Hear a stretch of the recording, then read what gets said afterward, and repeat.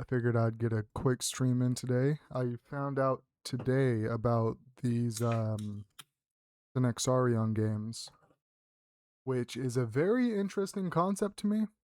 So it's just going over the lives of various saints. And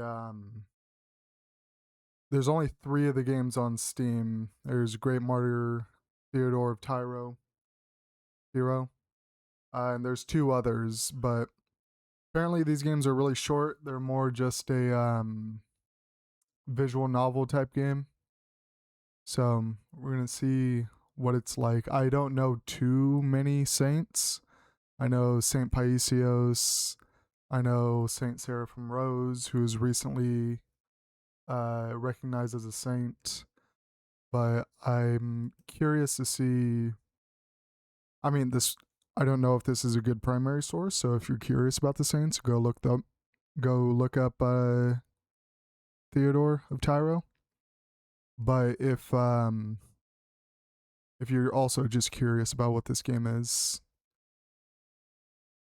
have fun. All right, so am I clicking each individual? No, I guess I'm just pressing campaign. All right. Theodore, the glorious holy martyr, the namesake of gift of God or gift divine, crushed the head of the serpent as he served as a valiant warrior of God Most High. Actually, I have to click next. And pull up OBS, make sure game's not louder than me. That's probably good. I might turn myself up a little bit. Alright. Theodore, the glorious... Oh. He lived during the reigns of the joint Roman emperors Augusti, Diocletian, and Maximilian. Maximilian had been adopted by Diocletian as his colleague in 286. Both later abdicated in 305 in favor, respectively, of Galerius Maximus and Constantinus I. But Maximian reassumed imperial power in 306. With Constantius I and Galerius as the new senior partners of the Roman world, each was provided with the support of a junior colleague, Severus II, in the west, and Maximinus Dia in the east. The tetrarchic system of government was maintained, though Galerius had been largely responsible for installing the new Caesars. Maximinus was his nephew, and Severus had his longtime friend. The sons of Maximian and Constantius, however, were coming of age. Though they were passed over in the new appointments, yet they would also come into power soon. Maxentius, the son of Maximian, and Constantine, son of Constantius. Constantine? Theodore flourished at the time of Diocletian, Maximian, and Maximinus Dia. He hailed from the village of Homila of Amasia, a city of Cappadocia. A lot of words I've never seen before. Is that AI generated? Emperor Diocletian was desirous to promote the Roman gods such as Jove and Hercules. Oh, this is AI generated, isn't it? The consequences for the Christians, who were a large minority group in military service and the imperial administration, were life-threatening. In 297 or 298, Diocletian issued an order requiring all men in arms and administrators to sacrifice to the gods. Those who refused were made to resign. This policy was in force for 6 years. In February of 303, an edict was issued calling for the destruction of Christian churches and their sacred scriptures throughout the empire. Punishment and torture of leading Christians ensued. Further edicts that same year ordered the arrest and imprisonment of Christian clergy. Release could only be secured if sacrifice were offered to the deities. In April of 304, a final edict commanded all Christians, both clergy and laity, to offer sacrifice on pain of death. These measures were enforced in varying degrees throughout the empire. The western provinces were little affected. In the east, Diocletian and Galerius presided over persecution on a grand scale. The Catholics got away easy. No, I'm kidding. The Western Church got away easy again. No, Therefore, it was decreed that any Christian who denied Christ and believed in the idols would become the recipient of great honors from the emperors. If any Christian refused to sacrifice to the idols and remain true to the Christian faith, such a one would be put to death by means of hideous chastisement and tortures. Some Christians came forward and confessed the Christ as true God. They were slain by the pagans. Others, however, renounced Christ. Alas, out of fear of the tortures, they offered sacrifice to the idols. Those who would not forsake Christ but could not withstand martyrdom fled to the mountains and hid in the caves. Tough. Now there were still others who feared discovery, so they feigned outwardly to be idolaters. From among these crypto-Christians would come forth the great Martyr Theodore, the Tyron or recruit. At first he was a hidden Christian, not out of any terror regarding martyrdom, but because he believed that it was not yet from God for him to undergo martyrdom. For that reason, he thought it prudent to prove whether or not he had understood God's will. The test came about as follows. Theodore was a well-known and valiant member of the Tyron cohort, that is, the recruits. It became an elite outfit commissioned to the east on a mission of defense. His unit mobilized with the legion under the command of Vrigan. When the soldiers came to the city of Efkatans, they decided to quarter there for the winter. Near the city, approximately at a distance of 40 miles, there was a great forest.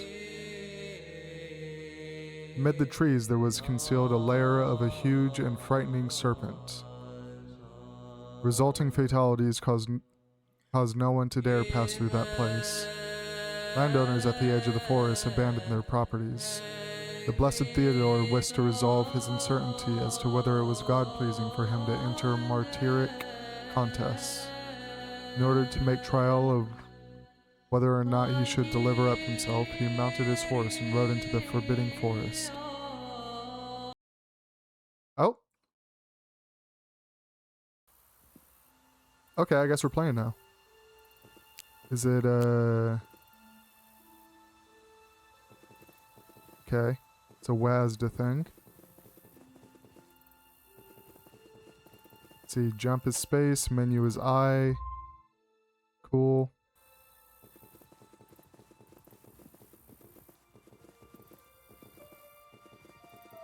You know what? I might forgive that this game is very obviously vibe coded. Just for the intent of what it's doing. Alright, am I interacting with this? View scene. He toiled to discover where the beast was lurking. He dismounted and then began walking about and searching for a long time. But he did not locate the creature. After considerable time without finding any tracks or trace of the reptile, he became tired and wished to rest. He went off to the side, sat down, and fell asleep. A certain woman of means, Evsevia, was passing close by. She caught sight of the slumbering soldier and was filled with concern. What is this, thought she. The man's life could be in danger. Since she was a compassionate soul, she made bold to ride over to him. She awakened him, saying, Young man, if thou wilt keep thy life, flee this place, because there dwells in those seemingly delightful woods a large and terrible monster. No one dares to pass through, even with much haste. How then dost thou dare to enter and take thine ease? The young soldier then asked politely, Who mightest thou be? She answered, I am a Christian. I own property left me by my parents in this area. But out of fear of the serpent, I have left my patrimony, because I have witnessed many fall victim to the dragon. For this reason, I beseech thee not to tarry any longer in this spot, lest thou shouldest become food for the dragon. The holy man bade Ephsivia to take heart and said, O woman, today thou shalt be delivered from that monster. My Lord Jesus Christ desires to abolish the serpent's power and free you all from his trials and temptations. And since thou hadst the kindness to awaken me at no small peril to thyself, I pray that God returns thee to thine inheritance. After the saint uttered these heartening words, he made the sign of the cross and mounted his steed. He then charged into the forest.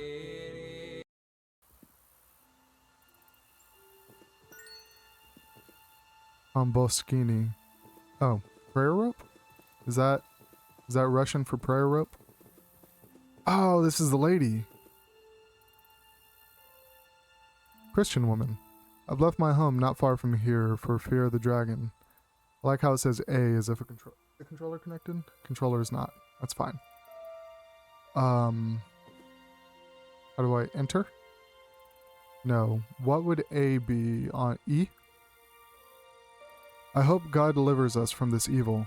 Okay, so E is the interact button. This might be made in Unity, where the standard controller has A and E. A on a controller is the same thing as E on a... Okay. That looks like it might be progress, so I'm not going to go that way. I just want to look around for all these little coins. Oh wow, you can really... Hold on. What? Ah. What? What? No, I don't think I can get up that way. Or maybe I can, and I'm just bad. Oh wow. I just slid up the geometry. Bomboskini. Okay, yeah, jumping against stuff kind of drives you up. And a wooden cross. Alright, let me talk to you. What are you on about? Not long after St. Theodore was martyred, St. Constantine the Great became emperor of the Roman Empire. After the passing of St. Constantine, his son Julian the Apostate became emperor and ruled in Constantinople. Julian, wanting to defile the Christians, commanded that all the food in the marketplace be sprinkled with blood offered to the idols. Julian did this during the first week of Great Lent. St. Theodore appeared to the bishop of Constantinople, Exudius, and ordered him to warn all Christians not to eat from the marketplace. Instead, he gave instructions to boil wheat berries and eat it with honey. This is called koliva, and is offered for reposed Orthodox during memorial services. This event is commemorated the first Saturday of every Great Lent in the church. Well, that's nice. Okay, wooden cross. Can I use... Oh, arrow keys are also used to move. So yeah, this is almost definitely made in Unity with a standard character controller. It's fine though. This is nice.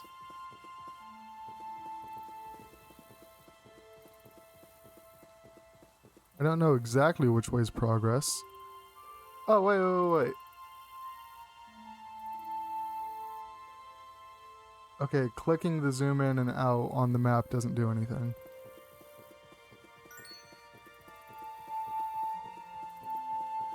You think collecting everything is actually tied to some type of gameplay mechanic or no?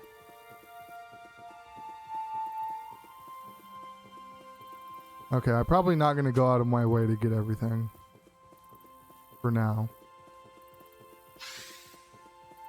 Spawn point set. Okay, this is probably progress then. I'm just gonna follow this other road. There's 2 branching roads. So I'll just follow this one right. I'm not gonna veer off the path. Just so I don't extend this for a hilariously long time. Look at this little guy. Wooden cross. Alright, anything to interact with here? No, it does not appear so. This map might have been purchased as one big asset from the Unity asset store, and the developer didn't think to use it all. Or not didn't think, but like couldn't find justification to use the entire map. Unless I'm wrong. So I can't rotate. Wait, right click does something. What is this? Lost coin. Huh.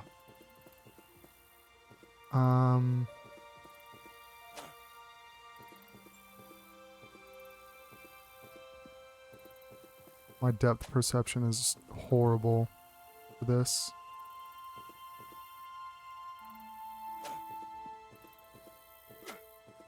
There we go. Wooden cross. Nice.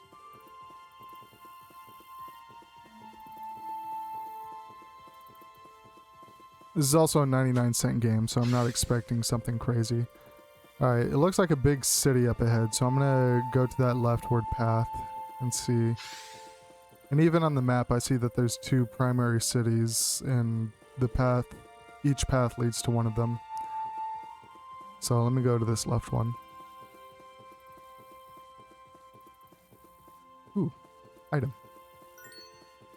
Icon of the Pentocrator.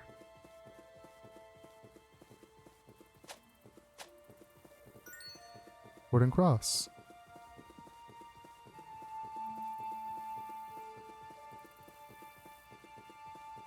More story.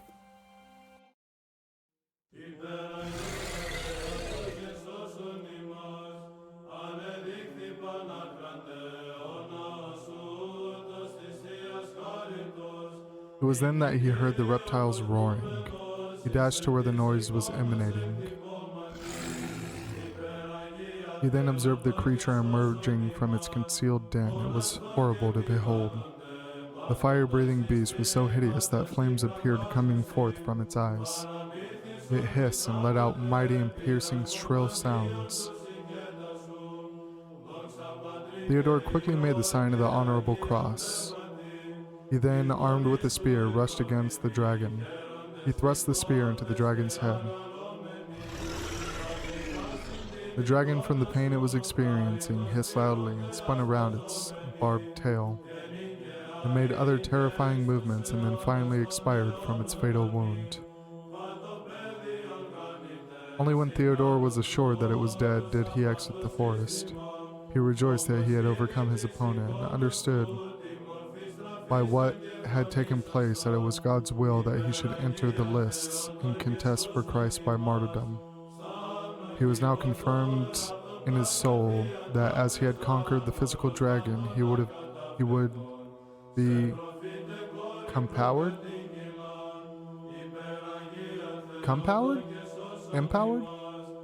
Empowered from on high to slay the noetic beast, the devil. Metropolitan John of Efkida wrote of the martyr, "Thou hast laid a good foundation through thy victory, O glorious martyr. With courage surpassing nature, thou hast overthrown the beast of destruction that breathed out fire and murder." Thus the holy Theodore freed that area from the terror of the dragon. Theodore then returned to the camp and his cohort. Okay, can I enter this little area at all? E? Oh. What am I supposed to... Oh! I can throw... I can throw stuff. Should I even be throwing this? That is a big... Wait. Can I use these as a... Hold on.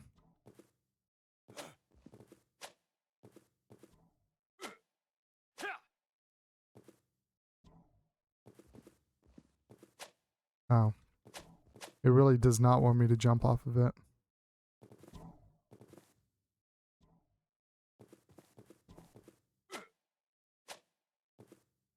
No. I can do this, I promise. I cannot do this. Okay, there's nothing inside of them.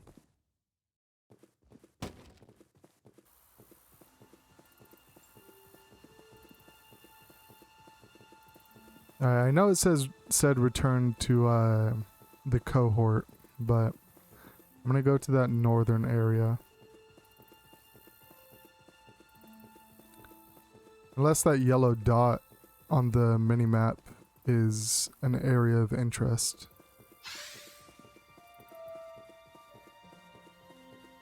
Spawn point. Is spawn point just like if I fall into the water or something? I can't really imagine there being like combat or something.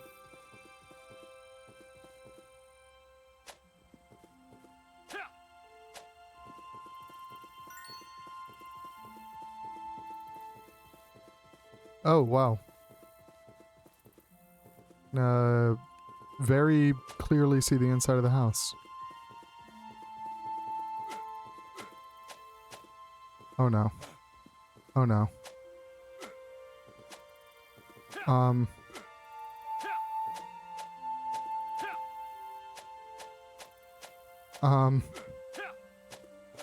What does control do? In the top right it says control, but it doesn't actually have anything binded to it. Alright. Can I exit without saving, and will that fix this?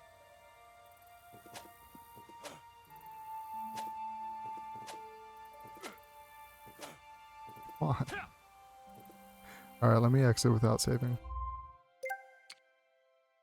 Turn to the title screen. Yes. I'll just have to click through everything.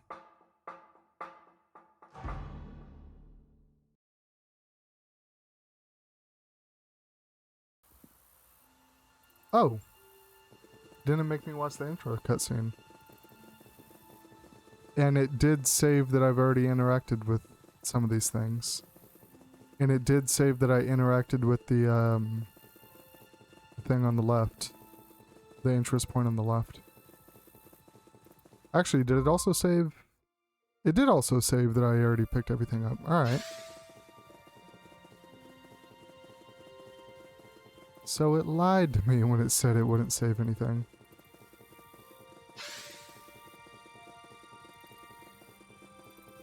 Alright, no monkey business. No monkey business. We're going straight this way.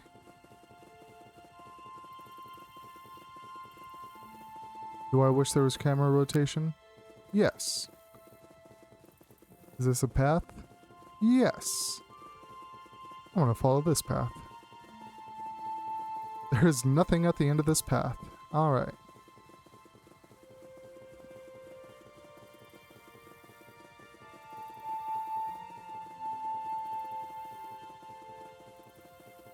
Oh. Okay. I didn't realize my cohort was over here. Or his cohort was over here.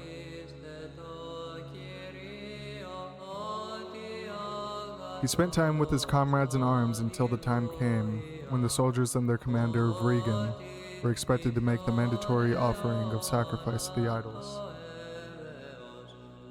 While the other soldiers formed queues and fulfilled the requirements, the blessed Theodore stayed behind in his tent. By this action it became known that Theodore was a Christian.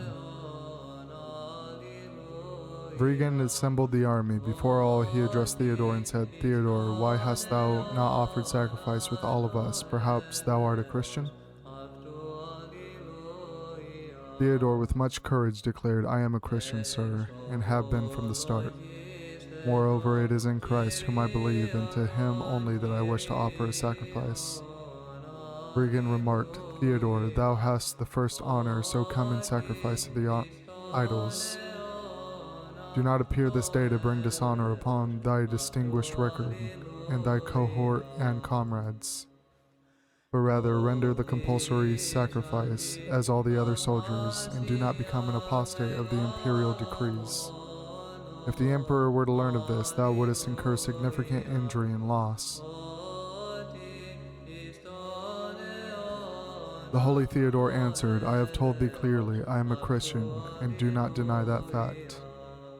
And again I tell thee, I am a Christian, and pay homage to Christ. I am a soldier, and to him am I ready to sacrifice. Vregan said, many of the soldiers are Christians, and yet they made the mandatory offerings to the gods, which enabled them to keep their position and rank. Now Vregan made this charge, not that he knew that some of the soldiers were Christians, but that he might put Theodore to the test and determine if there actually were other Christians in the ranks. Theodore perceived that his commanding officer was attempting to draw him out and extract information. He answered him saying, each man knows whose soldier he is. As for myself, I only know, and confess that I am a soldier of the heavenly King, my Lord Jesus Christ, Son of God. It is for Jesus and his kingdom that I soldier and fight.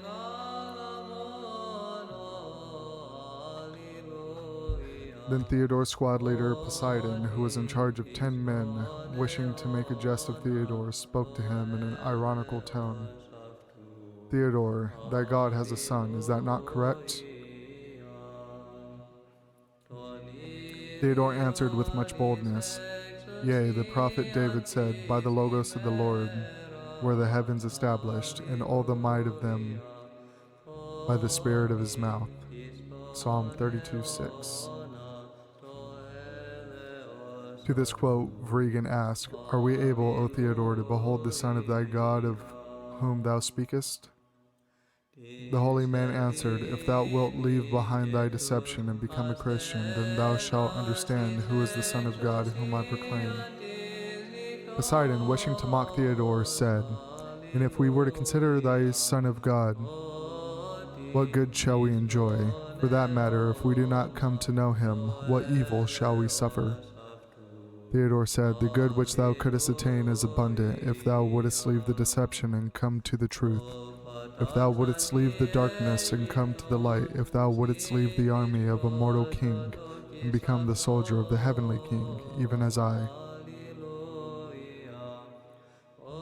Vregan then said to Poseidon, Let us give him 1 day of leave, that he might consider what is best and to his advantage. While Theodore was left to himself, he began to search out other Christians.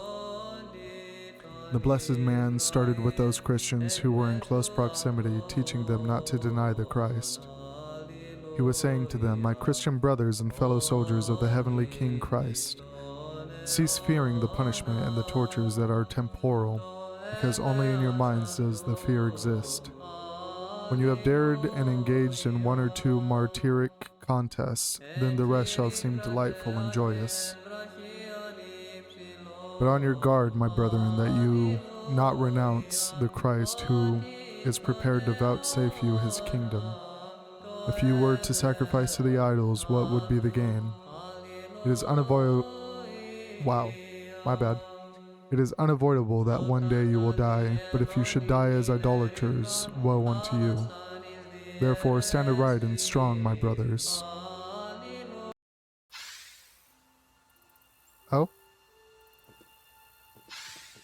Oh, I guess I'm going to the top right of the map. Are there going to be any collectibles?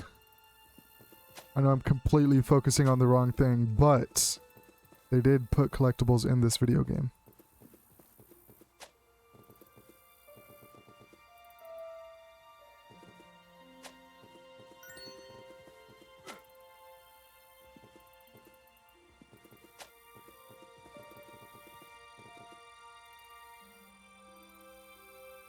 It looks like he's climbing. Is there a climbing mechanic in this game? It kind of looks like it. Kind of odd.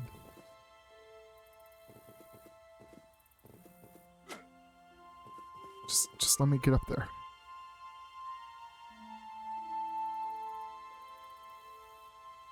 Oh no, am I stuck? Okay.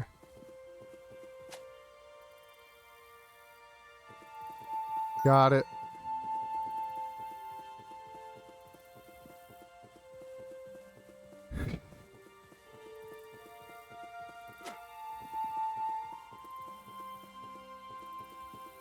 Okay, I know I said I wasn't going to be going around. It's a short game, it's a 30-minute game. We can last 5 seconds of me going around. It's been so much more than 5 seconds. But it's fine. You know, and I also feel like it's probably a little too quick otherwise. Ooh, let's talk to them. Move along, soldier. Okay, what about you? Move along, soldier. I can't talk to any other soldiers, right? Maybe there's other Christian soldiers around. That does not appear to be the case. No. Okay. I'll get up to the story point.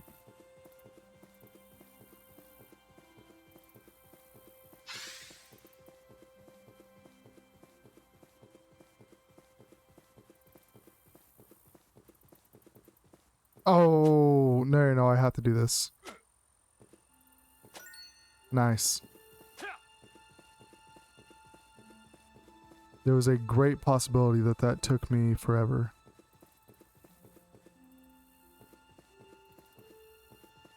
Okay. Let's stand up here. The pagan tyrants then arrested and incarcerated other Christians, while the holy Theodore went by night to the Greek altar dedicated to the goddess Rhea, the so-called mother of the gods. His heart was ablaze with divine zeal when he entered the temple. He set the temple on fire that he might demonstrate that he was a Christian not only in word but also in deed. He further wished to prove to the Greek pagans that the idols to which they were making obeisance? Obeisance? I don't think I've ever seen that word before. Were deaf and made of insensible wood. As a result, the destruction of the pagan's shrine to the idolater's chief goddess of Kaita was in turmoil and confusion. The minister of that defiled altar, one named Cronides, and seen holy Theodore set fire to it. Since he feared that he would be held responsible for the burning of the altar, he took hold of Theodore and brought him to the governor of the land. This was Publius,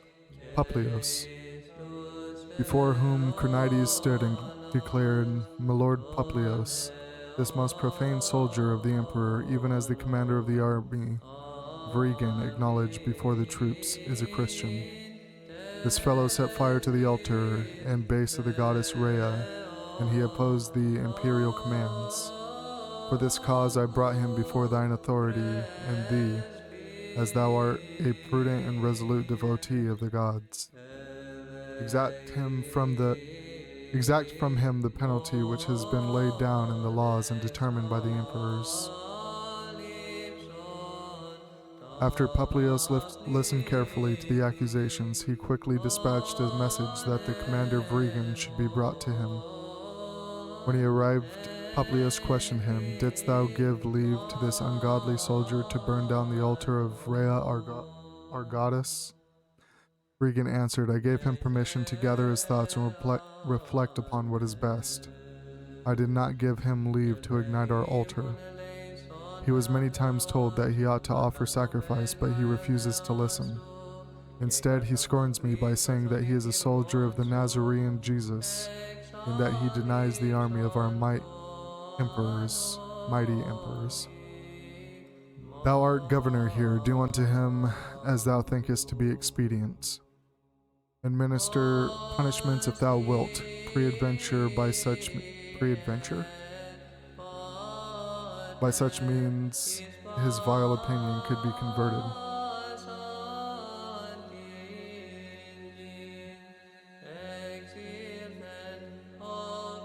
Then with much anger, Publius addressed the holy Theodore, most impious soldier, is this the kind of honor which thou dost bestow upon the great gods?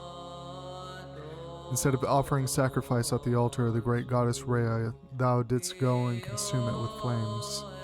What kind of daring motivated thee, O most polluted one, that thou shouldest commit such a crime and recklessly defy the imperial decrees? The saint answered with much freedom of speech, Governor Publius, I confess that I am the one who burned the altar of Rhea. I committed this deed because I wished to experiment and see whether or not the goddess had any life. But I observed that the wood was deaf and insensible. The idols are merely the works of the hands of men. They have mouths but speak not. They have eyes but see not. They have ears and hear not, nor is there any breath in their mouths. I don't know what CF means.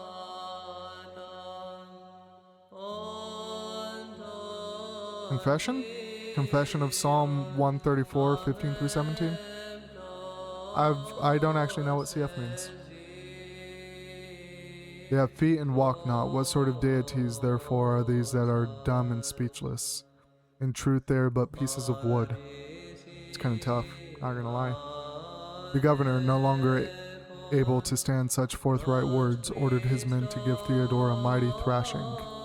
When they finished administering the punishment as ordered, Publius addressed Theodore, Though I spoke to thee sweetly, yet thou hast behaved arrogantly. But if I were to try thee with tortures and many types of chastisements, though I do not wish to exercise such measures, then thou wouldest submit to the imperial commands. The saint remarked, As thou wilt not accept my words, in like manner thy threats are of no consequence to me, and hold no terror for me. Thine intimidations are those which might only frighten small children. Damn. In my case, I have the strength of my Christ working in me, which to me is joy and gladness. The punishments with which thou wouldest menace me do not even enter into my mind, because the power of my Christ shall make them light and easy to bear.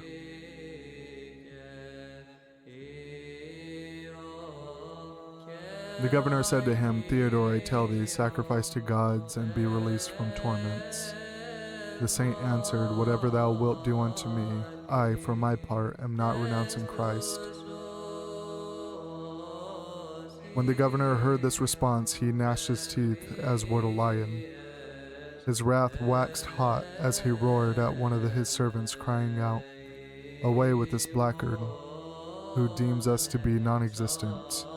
Bind him in the prison, secure the doors with my seal. He is not to be given any bread or water or anything until he should perish miserably.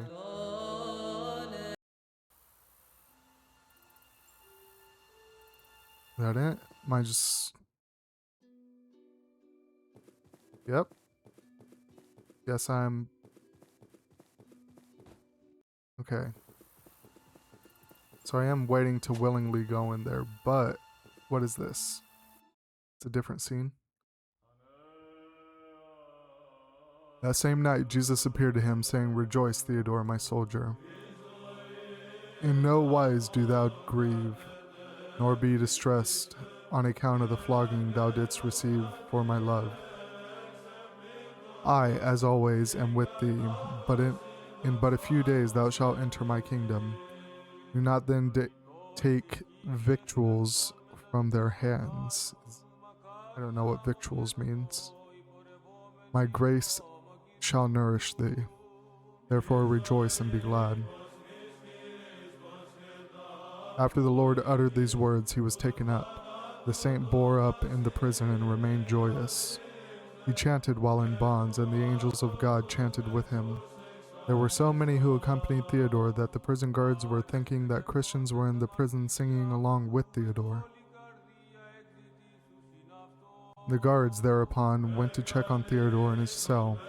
They observed that his door was locked and that the governor's seal remained untouched and intact. They began leaving, but then turned back at the sound of many men chanting. They peeped through an opening into Theodore's cell. They observed a crowd of men clad in white chanting together with Theodore.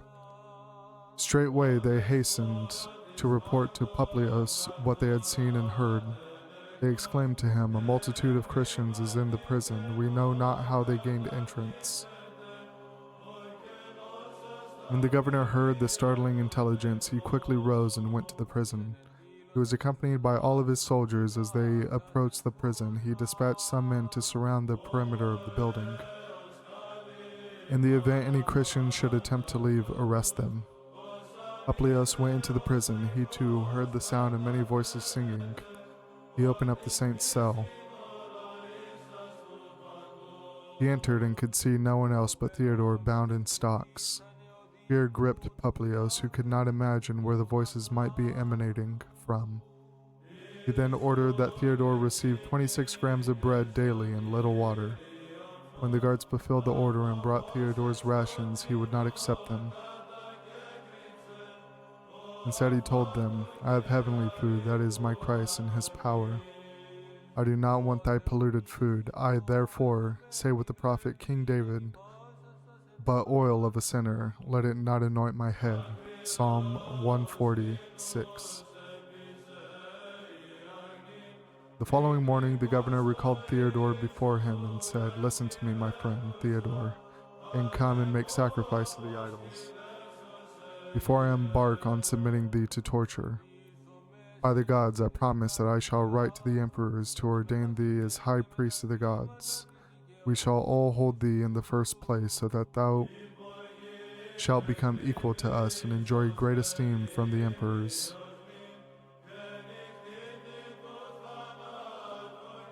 The saint, upon hearing this offer, first laughed at the notion of a high priesthood which was offered to him by the governor. And then he answered and said, "Governor Publius, do not even begin to think that with such blandishments and false words thou canst overcome my resolve. Be thou well informed that whether thou shouldest burn me with fire, or drown me in the sea or river, or plunge a sword into me, or give me as prey to wild beasts, or cut me into 10,000 pieces, I shall not, for as long as I draw breath and live, forsake or deny my Christ. For the sake of his love, I should wish to be tortured and punished always." Hearing such words, the governor marveled at the daring of the saint. Then Vigrin took Publius aside and said to him, "Thou art governor in this place, so do what thou thinkest wisest." Publius ordered his executioners to chastise the saint. Theodore was taken and suspended upside down. The executioners flayed his body with iron claws. "Administer this," bellowed Publius, "until the prisoner should die or state that he shall offer sacrifice." The minister of tortures performed their office to the extreme, so that the saint's sides were laid open, exposing his ribs. At length, the executioners became exhausted from their brutal scraping and carving. The holy Theodore made no outward response. He chanted secretly, I will bless the Lord at every time. His praise continually shall be in my mouth." Psalm 33:1.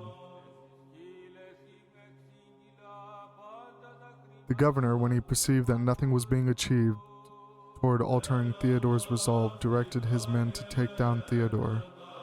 Publius then made this comment to the martyr, "Art thou not ashamed, O wretched one, to keep hoping in a man, Jesus the Nazarene, who suffered a bad death?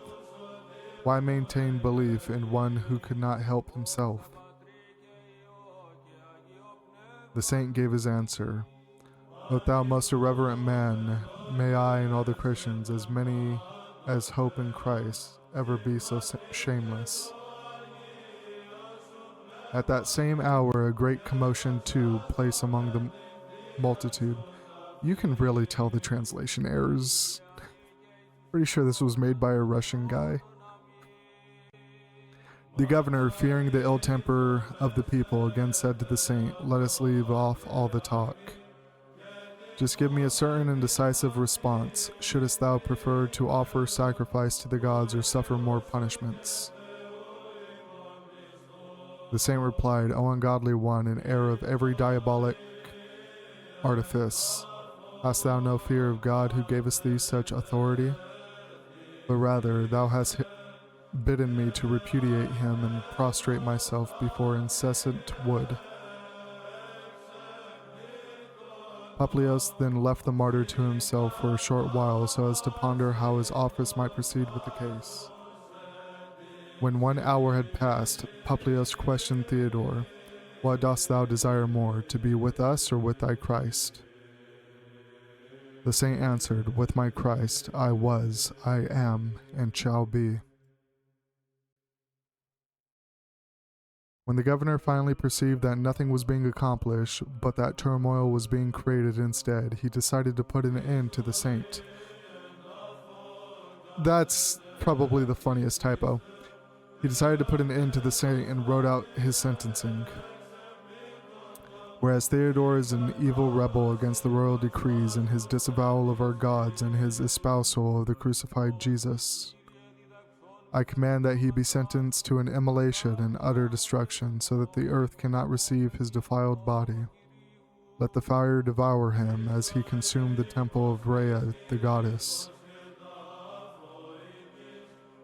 Forthwith the soldiers bound Theodore and brought him to the execution site.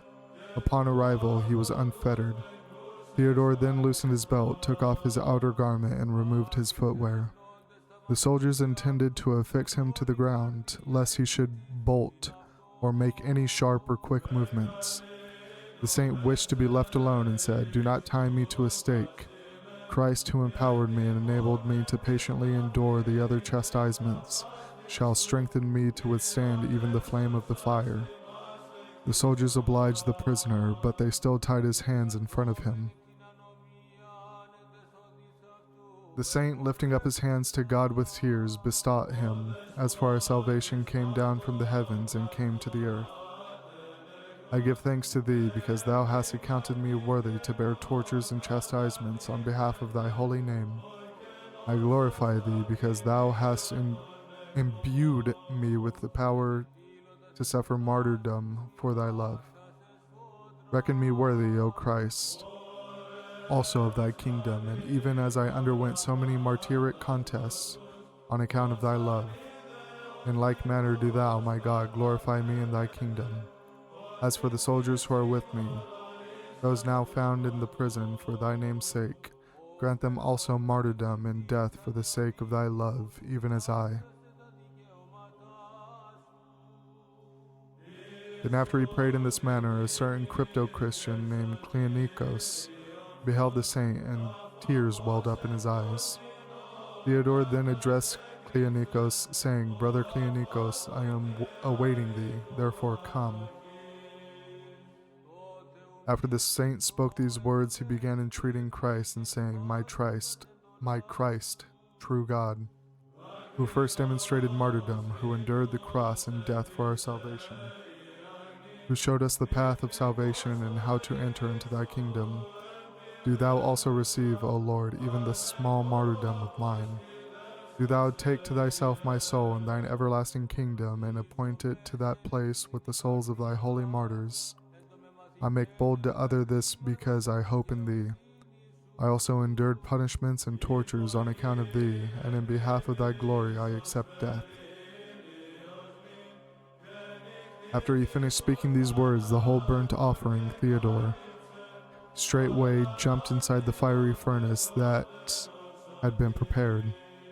In the midst of the roaring flames, he was chanting and glorifying God. With a view to make manifest the miracle and glorify his saint, God dispensed in his economy the following marvelous occurrence. The flame of that fire arched and became as a vault which surrounded the saint. The fire in no wise touched or injured Theodore. The saint, who scorned death in the flames, kept giving thanks and glorifying the Lord as he surrendered his soul into the hands of God. He offered all his strength as a gift acceptable to God. By his martyrdom, he eagerly fulfilled the promise of his God-given name.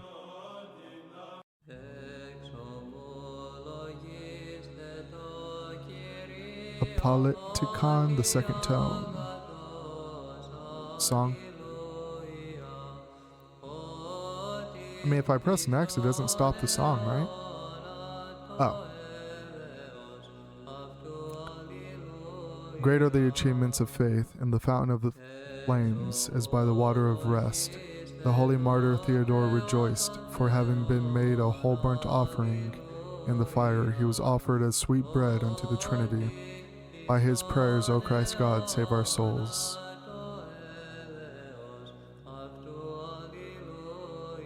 Antakion, plagal fourth tone.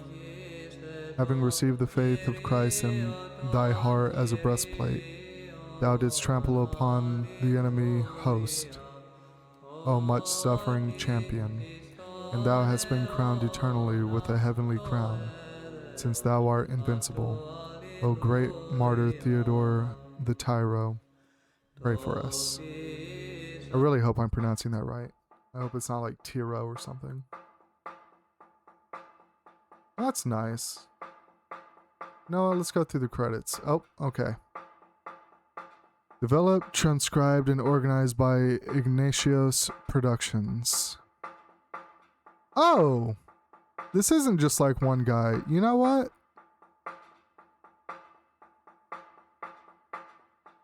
$0.99.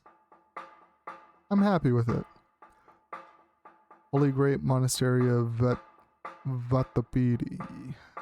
St. Anthony's Greek Orthodox Monastery. Okay. Well. Click on this. Just have it play in the background as I say goodbye. It's nice. I think there's two more. I'm not gonna do them like immediately, but the point of this channel is for me to play games for my wife to watch. And she fell asleep really early, and I just felt like playing something, so maybe in the future I'll play more of these.